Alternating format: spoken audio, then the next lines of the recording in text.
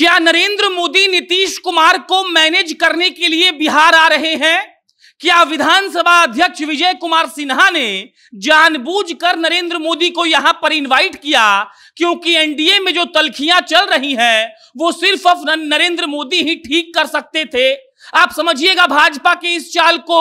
भाजपा ने 2020 के विधानसभा चुनाव में चिराग को लाया, नीतीश कुमार को बर्बाद किया और उसके बाद जब चाचा और भतीजे में नजदीकियां बढ़ने लगी और यह लगने लगा कि नीतीश कुमार भाजपा के मंत्रियों की बातों को काट रहे हैं, नीतीश कुमार भाजपा के विधानसभा स्पीकर को खुद ही आकर जवाब दे रहे हैं, तब लगा कि डैमेज कंट्रोल बड़े स्तर पर करना होगा।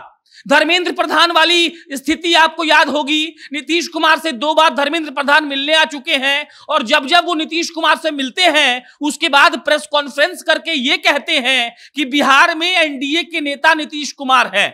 और इसके बाद आज जब लगभग 1.5 घंटे के लिए प्रधानमंत्री मोदी बिहार आ रहे हैं तो एक सवाल यह भी है कि क्या नीतीश कुमार को मैनेज करने के लिए प्रधानमंत्री मोदी बिहार आ रहे हैं ताकि जदयू को और नीतीश कुमार को यह संदेश जाए कि देखिए प्रधानमंत्री मोदी को चिंता है बिहार की और उनको भरोसा है नीतीश कुमार के नेतृत्व पर और इसीलिए वो एनडीए में सब कुछ ठीक कर देना चाहते हैं। बहरहाल अब नमस्कार, मेरा नाम प्रशांत राय है, आप जनता जंक्शन देख रहे हैं। नीतीश कुमार और भाजपा, जदयू और भाजपा, ये दोनों पार्टियां कहने को तो एनडीए का हिस्सा हैं, लेकिन कहीं ना कहीं इन लोगों में कभी ना कभी तल्खियां रह चुकी हैं, कभी ना कभी तल्खियां दिख जाती हैं और कभी ना कभी ऐसा प्रतीत हो जाता है कि नीतीश कुमार भाजपा से खार खाए हुए रहते हैं। ताजा मामला आपको राजस्व एवं भूमि सुधार विभाग का दिख गया होगा, जहां ट्रांसफर पोस्टिंग वाला खेल चल रहा था, सीएमओ ने सीधा उसको रोक दिया।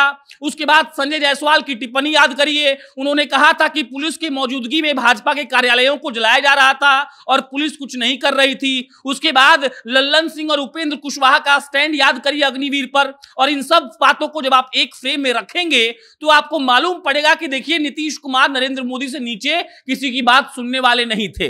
भाजपा ये बात जानती है कि अगर नीतीश कुमार 2025 से पहले कोई खेल करते हैं तो भाजपा के लिहाज से यह बुरी खबर होगी और शायद इसीलिए देखिए शताब्दी समारोह समापन के कार्यक्रम में 1.5 घंटे के लिए ही सही लेकिन नीतीश कुमार प्रधानमंत्री मोदी की मुलाकात होगी और इन दोनों नेताओं के मिलने से यह क्लियर हो जाएगा कि जो एनडीए का खेमा जदयू और भाजपा कई बार बटा हुआ दिखता है वो 2025 तक साथ रहेगा कि नहीं।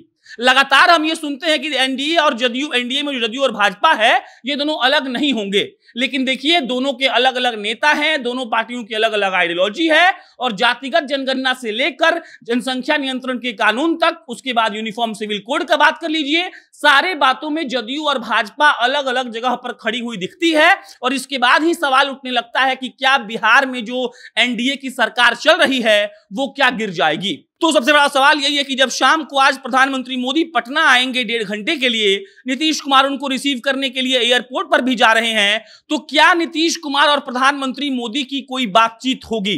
अगर बातचीत होती है तो क्या अब सब कुछ क्लियर हो जाएगा? जदयू में और भाजपा में जो एक तरह का तल्खी दिख रहा है, एक दूसरे पर जो ये लोग बयानबाजी करते हैं, एक दूसरे पर टिप्पणी करते हैं, क्या आज से वो कम हो जाएगा? क्या प्रधानमंत्री मोदी नीतीश कुमार को इस बात का आश्वासन दे देंगे कि देखिए कमान असली में नीतीश कुमार के ही हाथ में है, भाजपा उनको शुरू से सपोर्ट करते आई है और अभी भी सपोर्ट कर रही है? इन सारे बातों पर राजनीतिक पंडितों की नजर है और आम जनता को भी देखने का इंतजार है कि नीतीश कुमार और नरेंद्र मोदी कैसे एक दूसरे से बातचीत करते हैं। क्या नीतीश कुमार बिहार के लिए नरेंद्र मोदी से कुछ मांगते हैं? और जिस तरीके का वातावरण पिछले 3 महीना में जदयू और भाजपा में देखने को मिला है, क्या अब वो आज से बदल जाएगा? क्योंकि इस देश के सबसे बड़े नेता, प्रधानमंत्री और भाजपा के वो सबसे बड़े शख्सियत आज आएंगे और क्या नीतीश कुमार से बातचीत करने के बाद जदयू और भाजपा में सब कुछ सेटल हो जाएगा? बाकी तो हमको शाम में मालूम चलेगा कि क्या क्या होता है और जैसे कुछ मालूम चलेगा आपको बताएंगे जरूर। आप जनता जंक्शन देखते रहिए। मेरा नाम प्रशांत है। बहुत बहुत धन्यवाद।